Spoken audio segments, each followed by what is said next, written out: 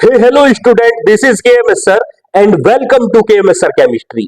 देखिए, नीट 2024 का जो आपका कट ऑफ है, आपके रिजल्ट के बाद जो आपका रिजल्ट फिर से पब्लिश हुआ है 26 जुलाई को, तो उसके बाद आपका कट ऑफ क्या रहेगा वो मैं आज आपको बताऊंगा।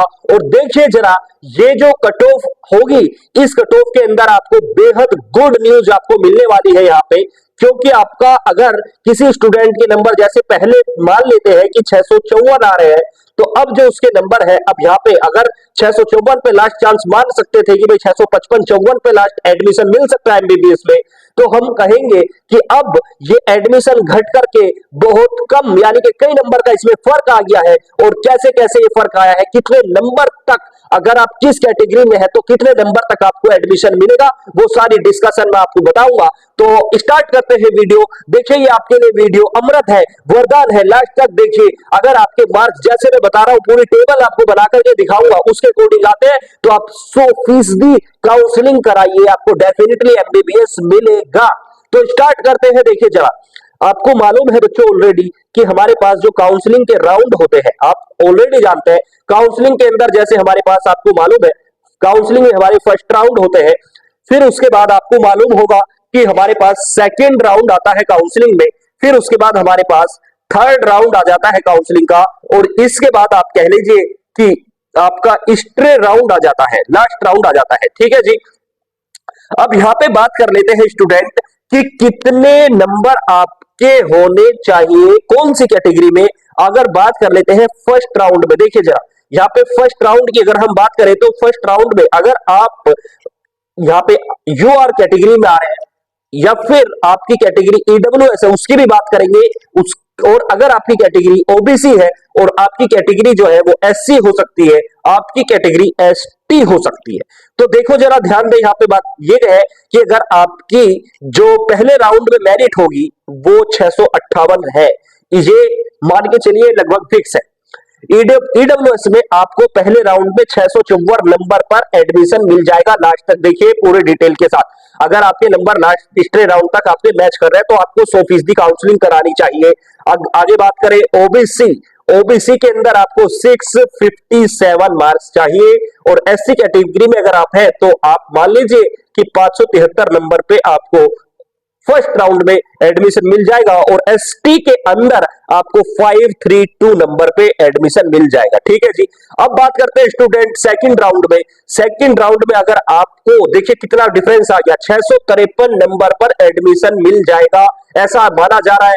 और यहाँ पे आपको अगर बात कर ले ईडब्ल्यूएस में, यहाँ पे काफी फर्क आ गया, फिर से आपको चाहिए 650 नंबर, और यहाँ पे आप 652 पर आ चुके हैं। ओबीसी के अंदर आप 652 पर आ गए।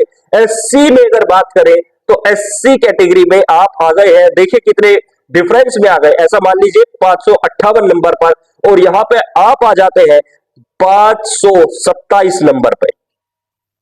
चलिए थर्ड राउंड की बात कर लेते हैं। अब थर्ड राउंड की और स्टे राउंड में क्या काउंसलिंग, क्या मार्क्स हमें देखने को मिलेंगे, तो देखिए थर्ड राउंड के अंदर अगर आप बात करें जनरल कैटेगरी में तो आपको 652 चाहिए, और यहां पे आपको 649, और यहां पे आपकी लगभग उतनी ही रहेगी 652, और आप मान लीजिए लास्ट एडमिशन मतलब 652 पे आप थर्ड राउंड तक सेफ समझिए अपने आप को।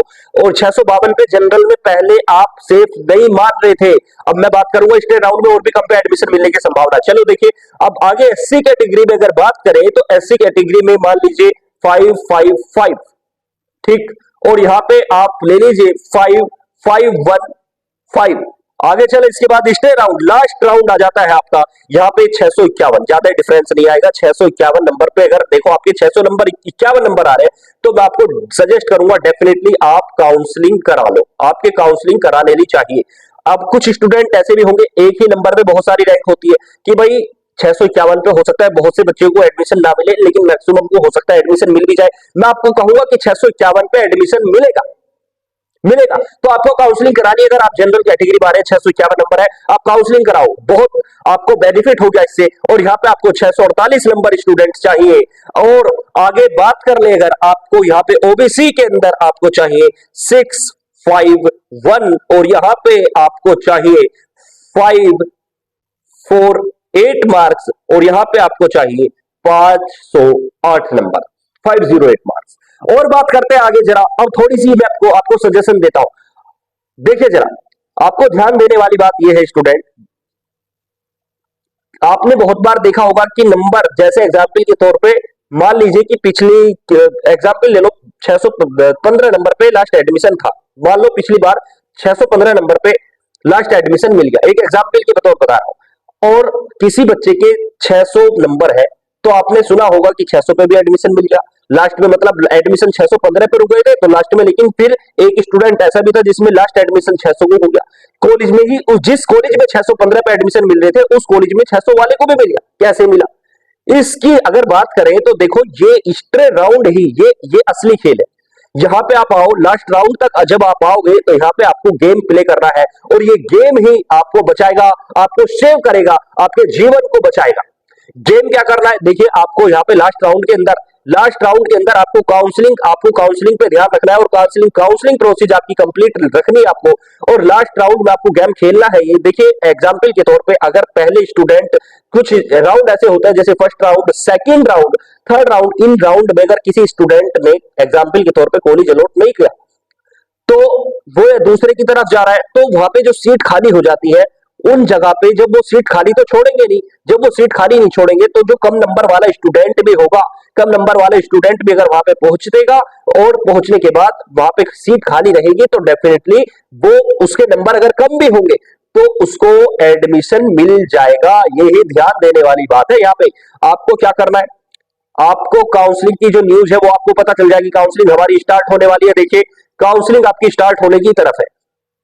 आपको सबसे पहले, अगर आपके नंबर देखो, मैं 651 तक ये मान रहे हैं लोग बात कि 651 नंबर अगर आपके आ रहे हैं जैसे लास्ट में, तो आपको कुछ को एडमिशन मिल जाएगा, कुछ को ऐसा भी हो सकता है नहीं मिलेगा। लेकिन बच्चों फिर भी देखिए, अगर आपके नंबर 651 आ रहे हैं तो मैं आपको कहूंगा बहुत कि भाई 650 पे भी हो सकता है किसी को एडमिशन मिल जाए, और वो लास्ट में अगर यहाँ पे सीट खाली रह जाती है तो लास्ट राउंड में कॉलेज आपको प्रोवाइड कर देगा। इसके लिए आपको किसको प्रोवाइड करेगा कॉलेज?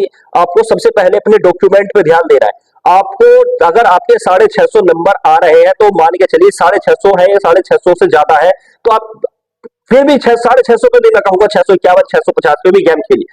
अगर आपके डॉक्यूमेंट है, आपको डॉक्यूमेंट प्रिपेयर रखने हैं बिल्कुल, और जब रिक्वायरमेंट होगी काउंसलिंग की, जब आपको वहां पे पहुंचना है, तो अपने डॉक्यूमेंट लेकर के, और आपके पास फीस होनी चाहिए, बस इस चीज का आपको ध्यान रखना है, और आपको मौके पे पहुंच जाना है। ठीक है जी। और दूसरी चीज ध्यान दे, अगर आपके नंबर मान लो 648 रह गए, मान लो आपके नंबर देखो 645 रह गए, 645 रह गए, अब आपको एक ऑप्शन तो ये है कि भाई 645 नंबर पर आप एडमिशन ही ना लें एमबीबीएस में, मतलब हो गया आपका तो करियर खराब। अब आपको ये नहीं करना आपको, बल्कि आपके लिए बहुत सारे सेमी गवर्नमेंट कॉलेज होते हैं। सेमी गवर्नमेंट कॉलेज की जो फीस है वो बेहद कम होती है, मतलब आपकी गवर्नमेंट, बहुत सारे ऐसे सेमी गवर्नमेंट कॉलेज है जिनकी फीस इतनी कम है कि आपको गवर्नमेंट की तरह ही लगती है, थोड़े बहुत ही चार्ज एक्स्ट्रा होता है गवर्नमेंट से, बिल्कुल लगभग गवर्नमेंट की तरह होता है। अगर आपको ये जानना है कि कौन कौन से सेमी गवर्नमेंट कॉलेज, अगर हमारे नंबर इनसे भी कम है तो हम सेमी गवर्नमेंट कॉलेज से एमबीबीएस कर सकते हैं कम फीस में, बेहद कम फीस में। आपको ये जानना है तो डिस्क्रिप्शन बॉक्स में दी गई वीडियो को देखो, वहां पे मैंने सेमी गवर्नमेंट कॉलेज की लिस्ट बताई है, उनकी फीस बताई है, पूरी जानकारी दी है। आई होप आपको जो मैंने इन्फॉर्म किया है और आपको जो मैंने सजेशन एडवाइस दी है वो आपको पूरी तरीके से समझ में आई होगी। इसी तरीके की हमारी सजेशन पाने के लिए आप हमारे साथ कनेक्ट रह सकते हैं। आज की वीडियो को हम यहीं पर समाप्त करते हैं। All the best.